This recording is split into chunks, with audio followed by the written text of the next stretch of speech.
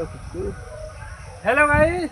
आज दहल है के लखन अपन नक्शा के दिखावता डिजाइन दिखावता नहीं एक्शन करता नहीं एक्शन एक्शन करता नहीं एक्शन एक्शन करता नहीं एक्शन एक्शन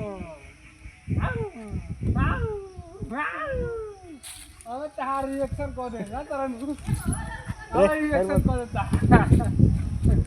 भाई के बाबा तरह अरे के बाबा तरह देख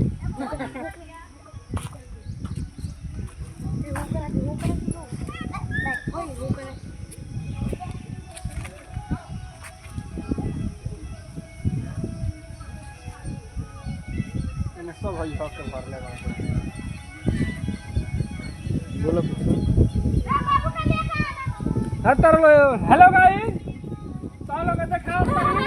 चलो हम बराबर हेलो से देखते ही जावा मत देख देखा नहीं मारे जाता तो भाई तो खेला जाता है लंबूगा देखा